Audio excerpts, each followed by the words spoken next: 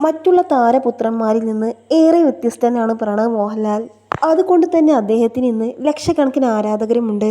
പ്രണവിൻ്റെ വിവാഹത്തിന് വേണ്ടി കാത്തിരിക്കുകയാണ് അദ്ദേഹത്തിൻ്റെ ആരാധകരെല്ലാവരും.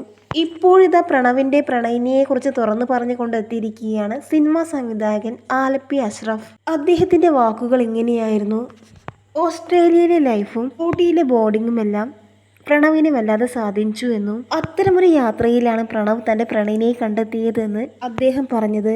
അപ്പു ചെറുപ്പം മുതൽ തന്നെ ഇങ്ങനെയായിരുന്നു. ഞങ്ങളിൽ നിന്നുമെല്ലാം ഏറെ വ്യത്യസ്തനായിരുന്നു അവൻ എപ്പോഴും ഔട്ട്ഡോർ പേഴ്സൺ ആയിരുന്നു. ട്രക്കിങ്ങും മറ്റുമായിരുന്നു അവൻ്റെ പ്രധാനപ്പെട്ട വിനോദം. കാരണം പ്രണവ് ചെറുപ്പം മുതൽ തന്നെ ഊട്ടിയിലായിരുന്നു പഠനം.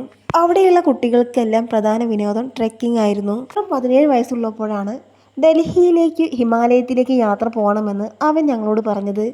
അന്നു തന്നെ അവൻ പോകാനും തീരുമാനിച്ചിരുന്നു. അന്നു മുതൽ തന്നെ അവൻ യാത്രകളെ ഇഷ്ടപ്പെട്ടിരുന്നു എന്നാണ് ആലപ്പി അഷ്റഫിൻ്റെ വീഡിയോകളിലൂടെ മനസ്സിലാകുന്നത്.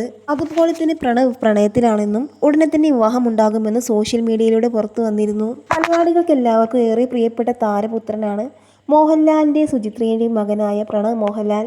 വിവാഹപ്രായമായത് കൊണ്ട് തന്നെ പ്രണവിൻ്റെ വിവാഹത്തിന് വേണ്ടി കാത്തിരിക്കുകയാണ് ആരാധകരെല്ലാവരും.